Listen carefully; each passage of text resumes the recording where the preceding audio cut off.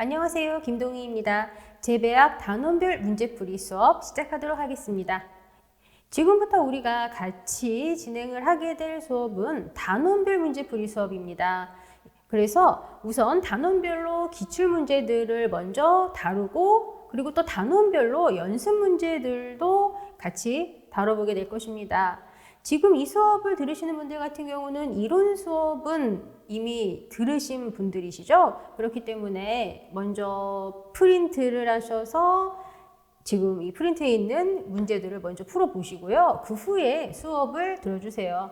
그래서 내가 확실하게 알고 있는 내용이 무엇인지 아니면 헷갈렸던 내용이 무엇인지 이러한 것들을 확인을 하시는 시간을 가져주셔야 되겠고요. 그리고 수업을 들으시고 난 후에는 꼭 반드시 복습을 하셔야 됩니다. 복습 안 하고 수업만 들으면 물론 공부 안 한 건 아니에요. 그렇지만 복습을 안 하고 수업만 들었을 때와 복습을 했을 때 그때 그 두 개의 시험 결과 차이는 상당히 크게 차이가 나는 것을 볼 수가 있습니다. 복습을 하신 분들 같은 경우는 아무래도 실제 시험장에서 더 좋은 점수가 나오시겠죠.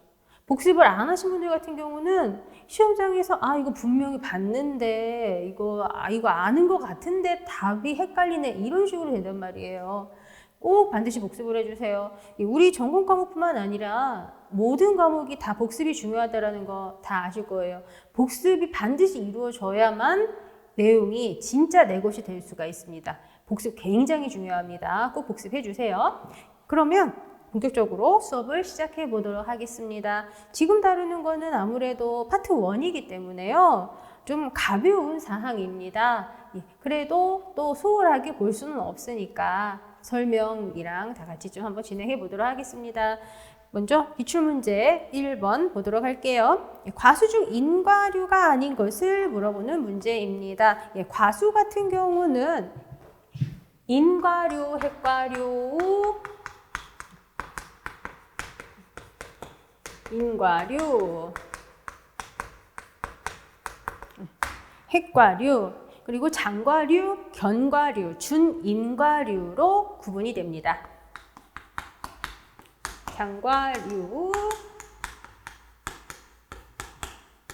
견과류,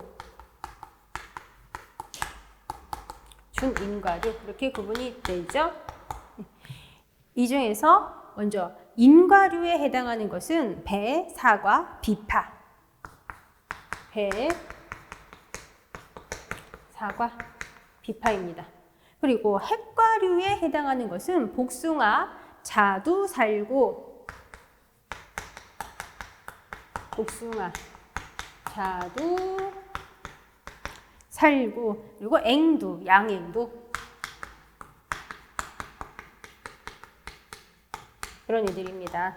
그리고 장과류라고 하는 것에 해당하는 것은 포도, 딸기, 무화과가 있죠.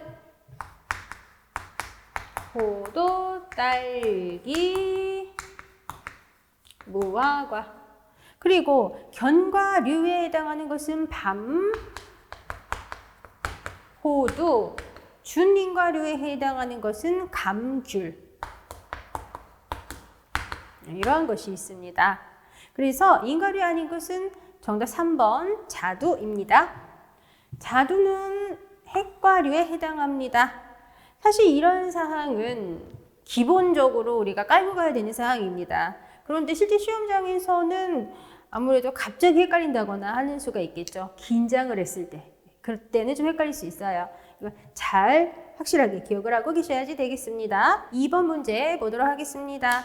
재배와 작물의 특징에 대한 설명으로 가장 옳지 않은 것을 물어보는 문제입니다. 정답은 2번, 2번입니다. 재배는 자연 환경의 영향이 크지만 이라고 되어 있네요. 여기까지는 맞습니다. 그런데 분업적 생산이 용이하다 이 부분이 들렸네요.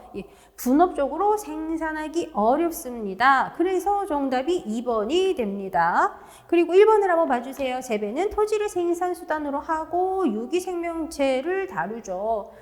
우리 벼보리, 밀 이런 애들 유기생명체고요. 땅에 뿌리 박고 살면서 수분, 양분을 공급받습니다.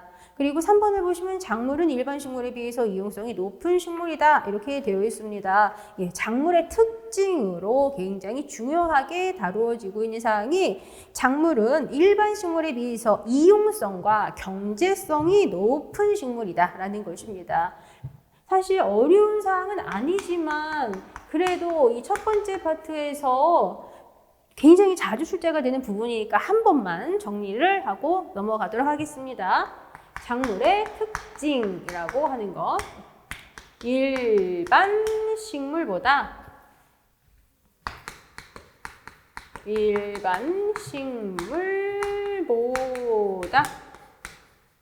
이용성과 경제성이 높다. 요 정도는 사실 지금쯤 되면 거의 다 아시고 계세요.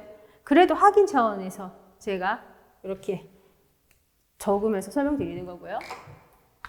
그리고 두 번째로 또 대부분의 식용작물 같은 경우는 재배의 목적 부위가 종실, 잎, 과실 등 식물체의 특정 부분인 경우가 많습니다.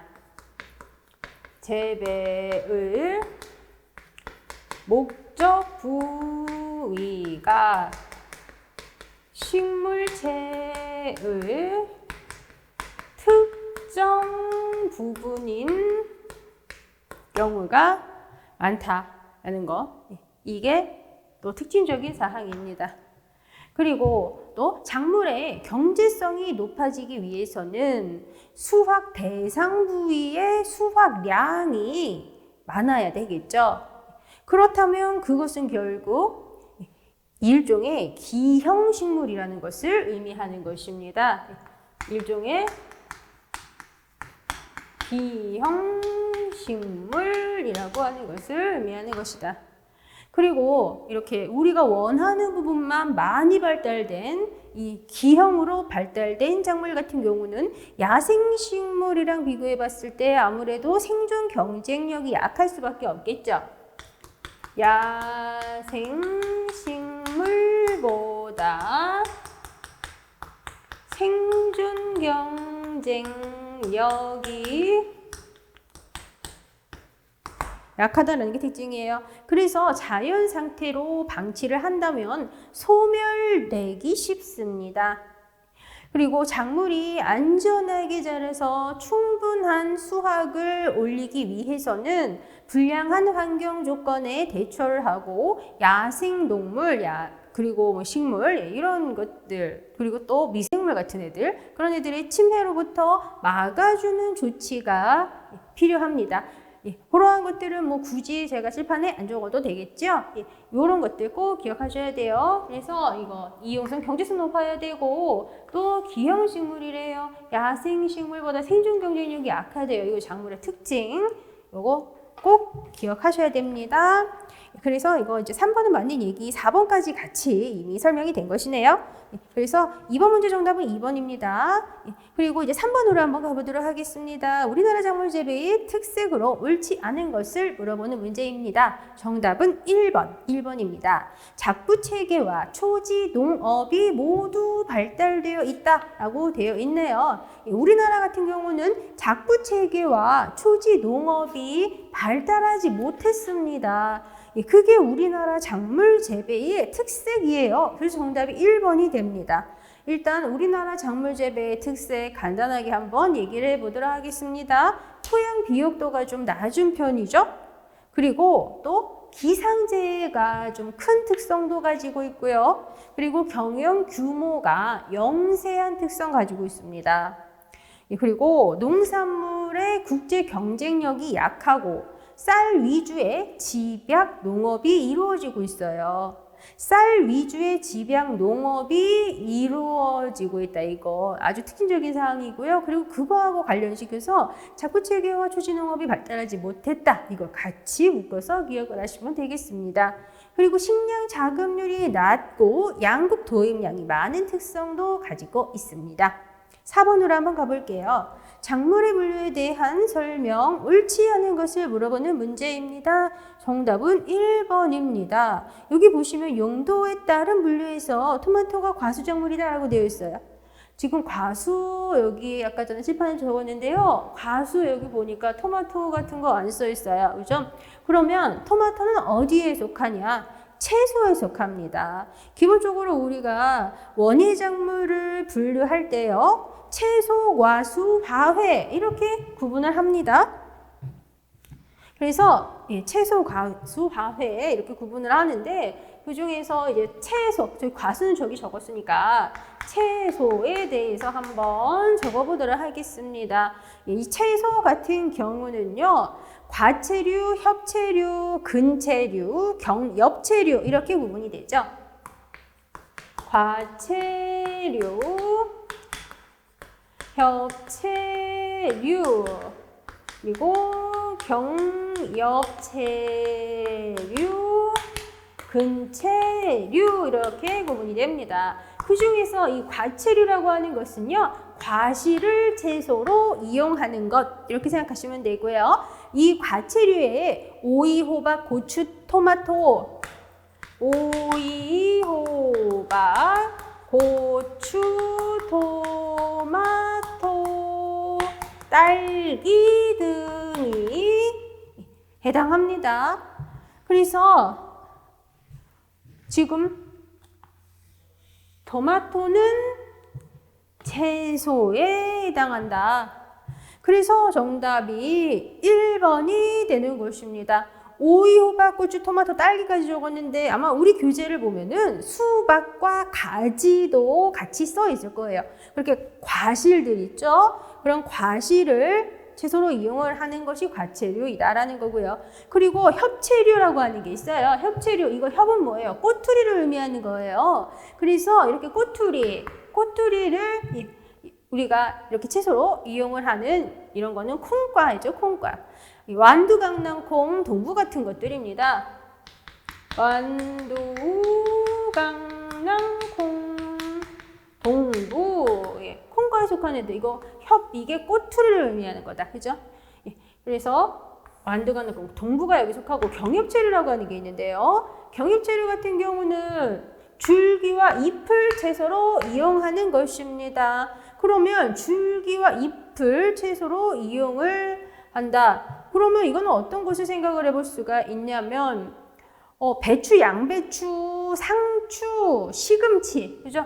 배추, 양배추, 상추, 시금치 등이 있습니다. 물론 이거 외에도 더 있어요. 그런데 너무 많으니까 이 정도만 지금 적은 것입니다. 그리고 근채류는 뿌리를 채소로 이용을 하는 것입니다. 이거는 뭐 구체적으로 뭐 고구마, 그리고 무, 순무, 당근, 고구마, 무, 순무, 당근 등이 있습니다.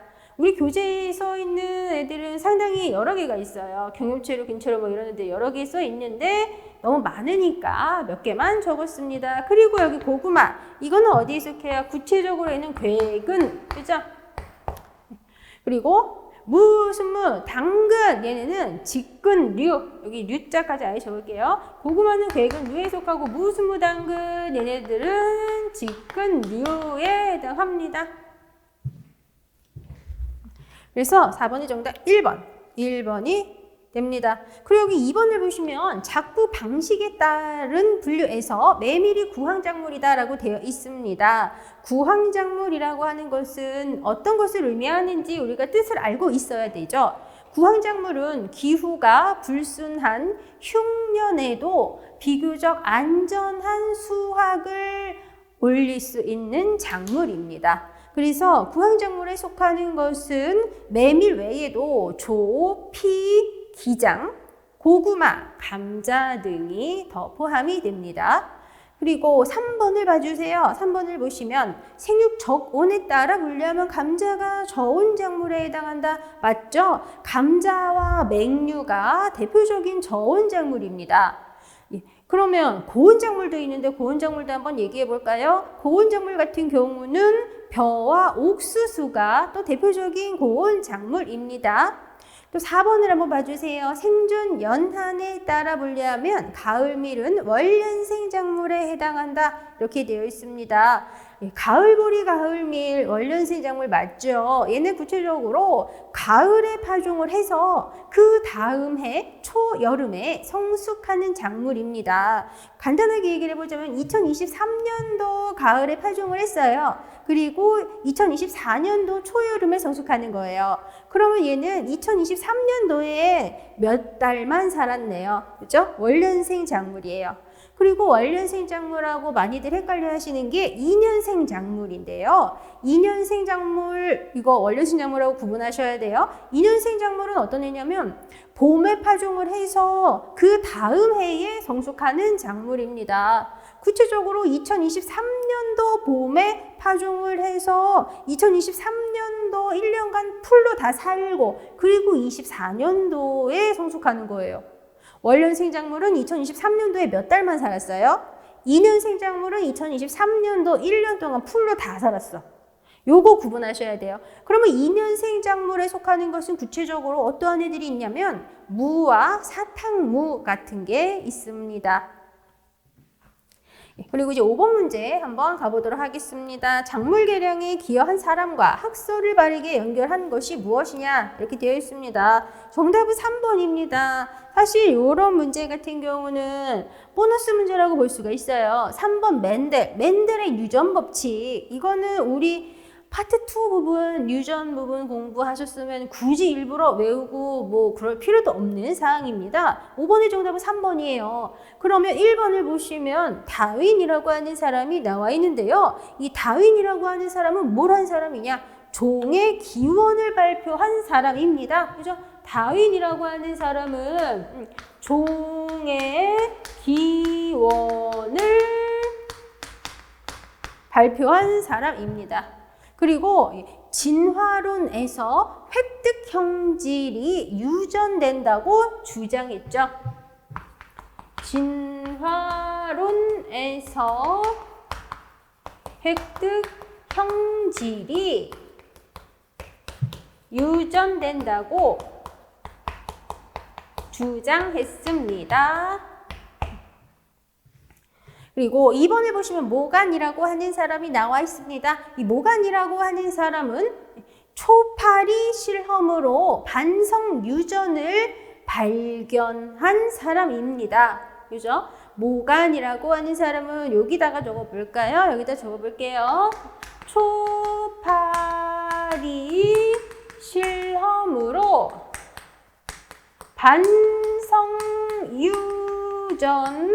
반성 유전을 발견했다.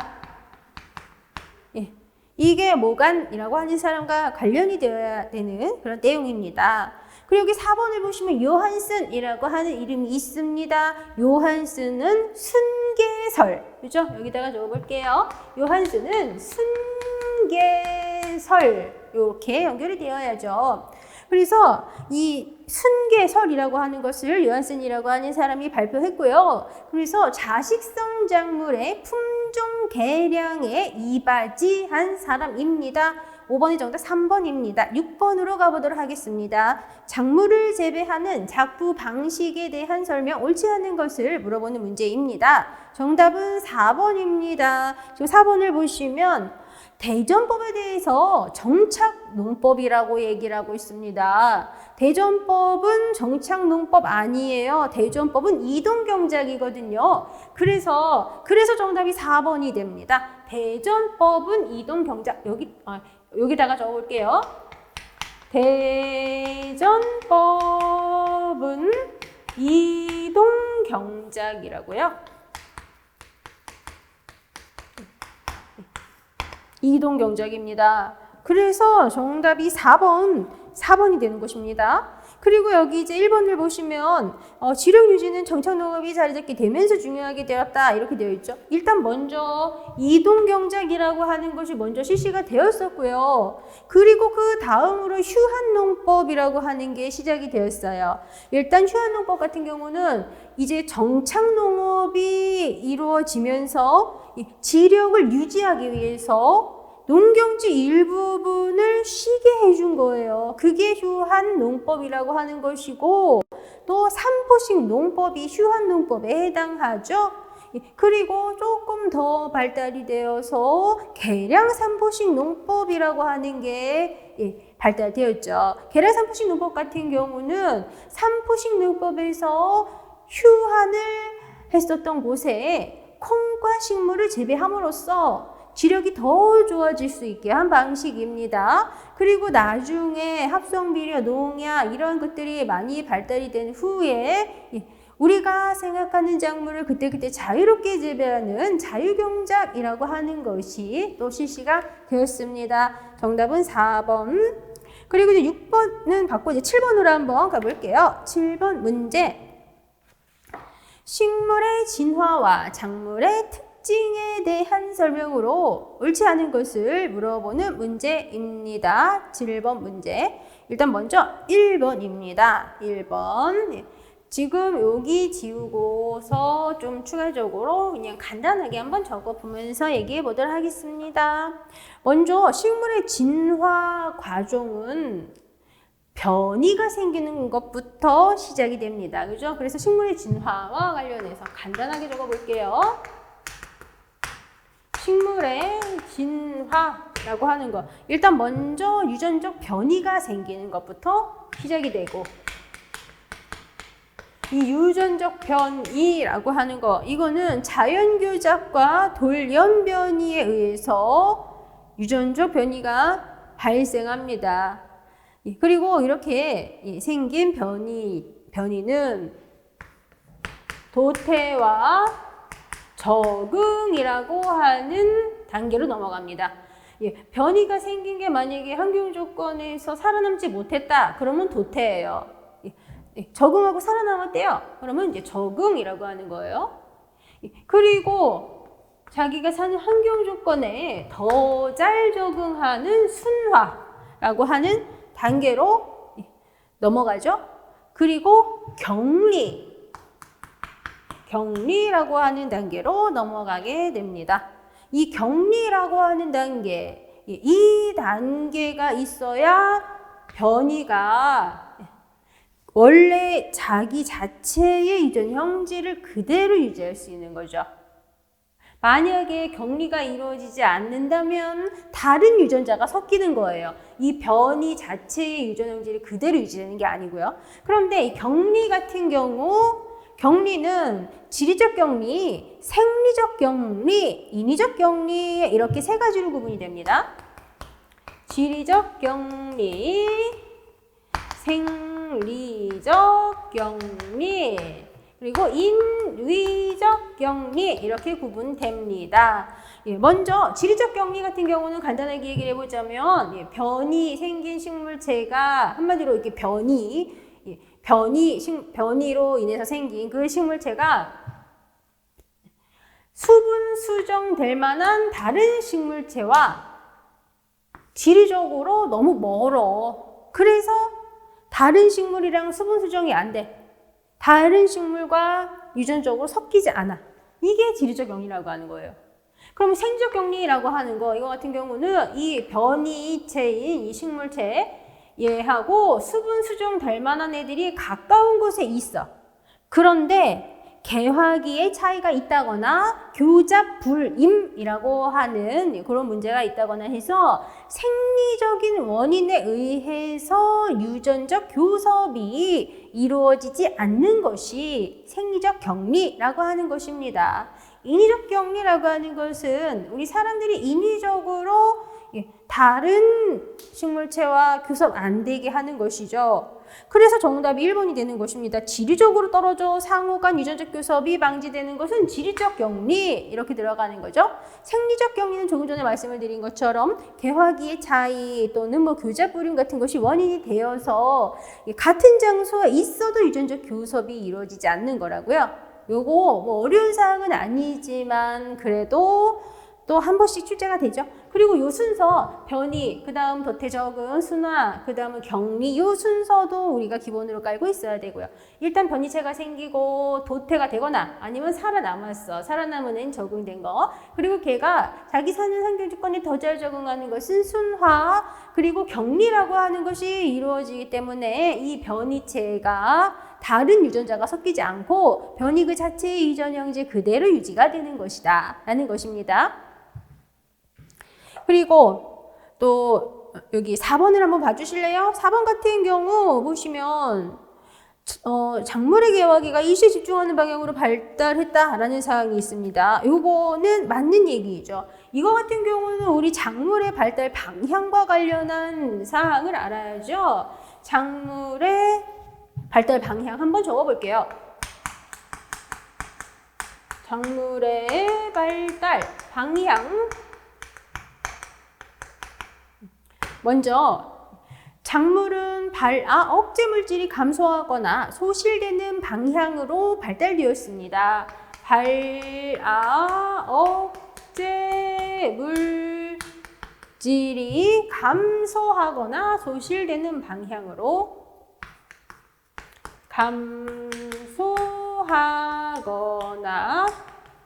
소실되는 방향으로 발달되었고요. 그리고 생장 에너지가 많이 저장된 대립종자로 발전되었죠.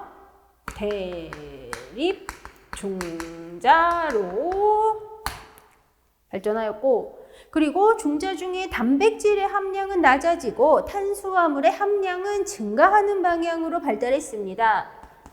종자 중 단백질 함량은 낮아지고 종자 중 단백질 함량은 낮아지고 탄수화물 함량은 높아지는 방향. 그리고 분얼과 분지가 일정 기간 내에 일시에 발생하고 분얼과 분지가 일정 기간 내에 일시에 발생하고 여기 보기에 있는 것처럼 개화기가 일시에 집중되는 방향으로 발달되었습니다. 그리고 성숙 시 종자의 탈립성이 작은 방향으로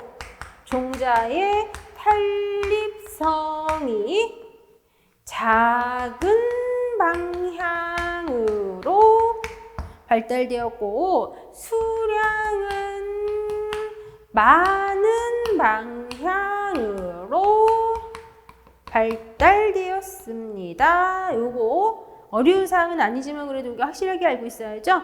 우리 사람들이 원하는 방향으로 발달이 된 거예요. 봐라, 억제 물질이 감소하거나 소실되는 방향, 한마디로 사람들이 파종하면 빨리 싹나는 방향으로, 그리고 대립종자로, 그리고 맛있는 방향으로. 단백질 함량이 많으면 맛이 없고 꺼끌꺼끌해요. 탄수화물 함량이 많아야지 맛있단 말이죠. 그리고 분얼과 분지가 일정 기간 내 일시에 발생하고 개화기가 일시에 집중하는 방향으로 발달이 되었어요. 그렇기 때문에 우리가 한 번에 많은 양의 종자, 한 번에 많은 양의 과실, 이러한 것들을 얻을 수가 있는 거죠. 그리고 또 우리가 수학을 하러 갈 때까지 안 떨어지는 방향으로 발달이 된 것입니다. 사람들이 원하는 방향으로 발달됐다. 이게 핵심입니다. 8번으로 한번 가볼게요. 이 생태적 분류에 대한 설명 옳지 않은 거 정답 2번이 됩니다. 티머시는 한지형 목초이다. 이렇게 되어 있는데요. 티머시는 한지형 목초입니다. 그죠? 티머시는 한지형 목초입니다. 이 한지형 목초라고 하는 것은 서늘한 환경 조건에서 생육이 양호하고 여름철에 온도가 높은 조건에서는 생육이 좀 멈춘다거나 아니면 말라 죽는 하고 현상 같은 것이 나타나는 목초이죠. 구체적으로 티머시와 알펠퍼가 대표적인 예시에 해당합니다. 티머시와 알펠퍼가 여기에 해당합니다. 그러면 난지형 목초도 있어요. 난지역목초 같은 경우는 따뜻한 지역이라거나 고온 조건인 시기에 생육이 양호하고 추운 조건에는 좀 약한 목초이고요. 구체적으로 버뮤다 그래스가 대표적인 예시가 됩니다.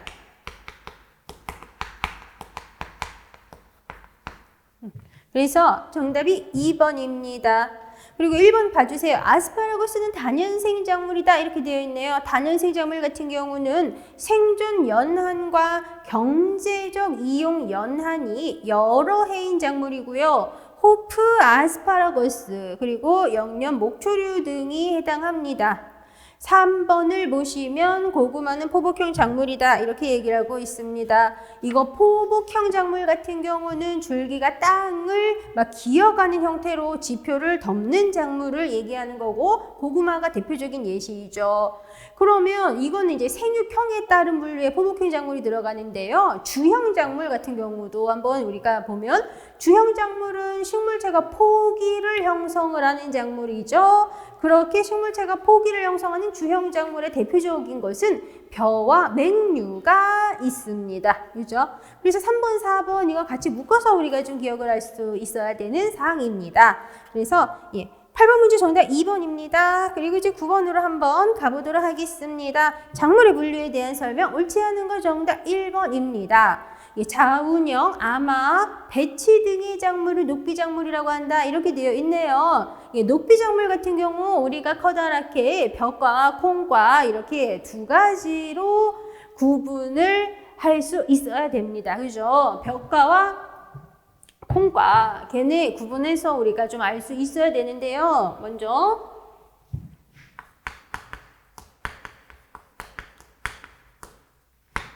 벼과에 해당하는 것은 어떤 것이 있냐면 호밀이 대표적이죠. 그리고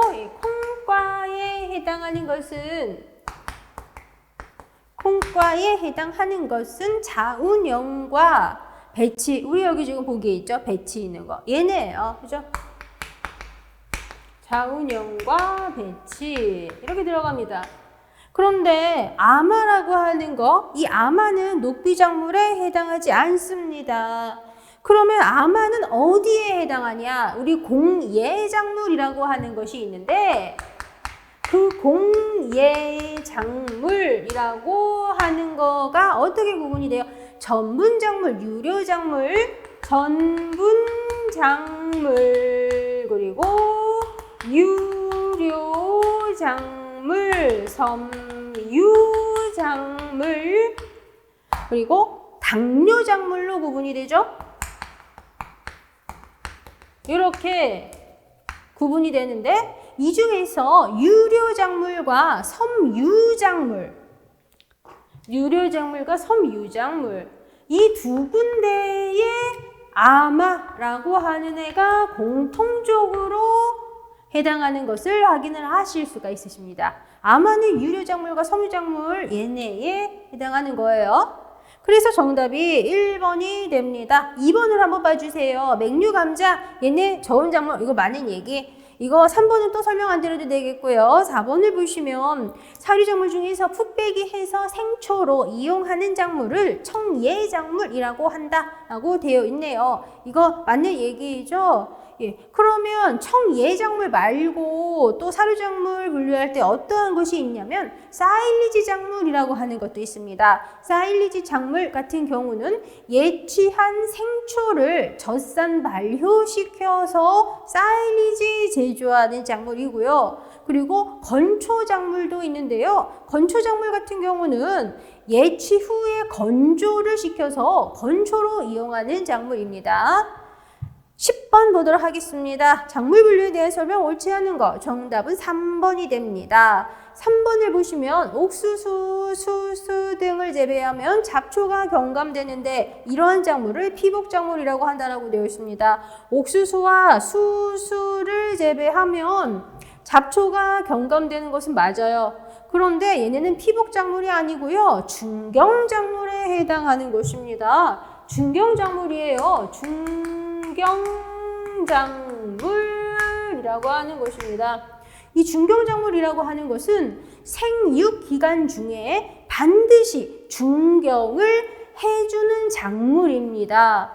그러면 생육기간 중에 우리가 준경을 해주니까 당연히 잡초가 억제되는 효과를 얻을 수가 있습니다. 그리고 또 토양이 부드러워지는 효과도 얻을 수가 있고요.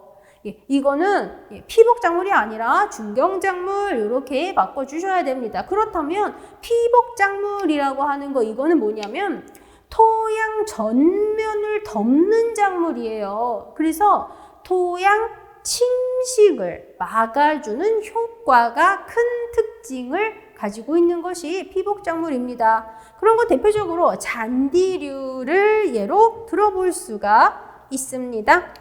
그 정답 3번입니다. 그럼 1번부터 한번 볼까요? 1번 보시면 작품체계에서 휴한하는 대신 클로버 등을 재배하면 지력이 좋아지는데 이런 작물을 휴한 작물이라고 한다. 이렇게 되어 있습니다. 이거 맞죠? 우리가 휴한 작물하고 윤작 작물하고 많이 좀 헷갈리는 그런 분들이 있는데 지금 휴한 작물 같은 경우는요. 키워드로 휴한하는 대신 그걸 키워드로 생각을 해주시면은 안 헷갈리실 거예요. 휴한 작물은 휴한하는 대신에 작물을 재배하면 지력이 잘 유지되기 때문에 윤작 체계에 삽입하는 작물이거든요. 그런데 윤작 작물이라고 하는 것은 중경 작물이나 휴한 작물처럼 윤작에 삽입이 되면 잡초 방제 또는 지력 유지에 이롭기 때문에 윤작에 삽입되는 작물이에요. 교재를 보시면 휴한 작물, 윤작 작물 두 개 정의 헷갈리니까 휴한 작물은 휴한하는 대신이라고 하는 거를 키워드로 기억을 하시면 되겠습니다. 그리고 여기 2번 봐주세요. 2번 같은 경우 대파작물이라고 이렇게 언급이 되고 있죠. 대파작물은 대신해서 파종한다 그런 얘기예요. 그래서 가뭄이 심해서 벼를 이양하지 못하면 메밀 등을 대신 재배해요. 그래서 이런 거 대파작물 맞죠? 그리고 여기 4번을 보시면 청해작물에 대한 거 또 나오네요. 또 설명 안 드려도 되겠네요. 10번의 정답 3번입니다. 일단 지금 좀 간단하게 좀 10번까지 문제를 봤는데요. 잠시 쉬었다가 11번부터 보도록 하겠습니다.